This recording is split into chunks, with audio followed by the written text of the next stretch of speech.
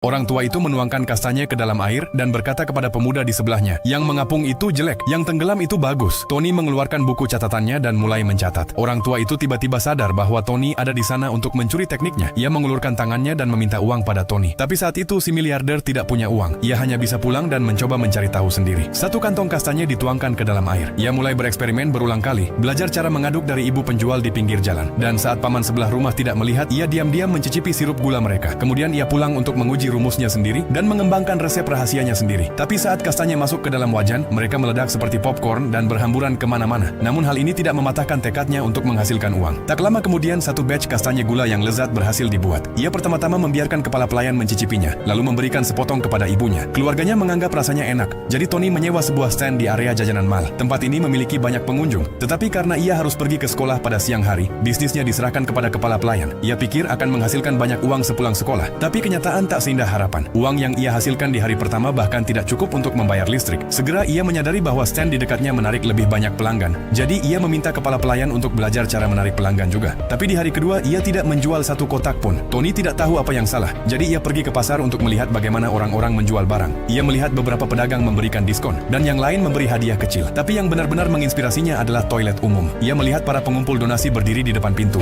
Begitu seseorang keluar, mereka akan dimintai sumbangan. Karena setiap orang yang keluar dari toilet sudah melepaskan rasa lelahnya, sehingga lebih mungkin untuk berdonasi di pasar yang ramai. Tony segera kembali ke mal dan membayar mahal untuk memindahkan standnya ke pintu keluar tempat parkir. Setiap orang yang keluar akan membeli kastanya untuk dibawa pulang dan dicoba bersama keluarga mereka. Benar saja, keesokan harinya antrean di stand semakin panjang. Tepat saat usahanya mulai berkembang, ia menerima pemberitahuan dari pihak mal yang memintanya keluar karena asap tebal dari mesin pemanggang kastanya telah menghitamkan langit-langit. Awalnya, Tony mencoba menutupi kesalahan itu dengan mengecat langit-langit, tetapi cat yang mengelupas justru menciprati produknya. Akhirnya, ia diusir dari mal. Saat ia berkemas untuk pulang, ibunya memberitahu bahwa perusahaan ayahnya telah bangkrut. Mereka berencana pindah ke rumah kerabat dalam beberapa hari ke depan. Namun saat Tony sedang mengurus paspornya, tiba-tiba ia berubah pikiran karena ia ingin tetap tinggal dan melanjutkan perjuangannya.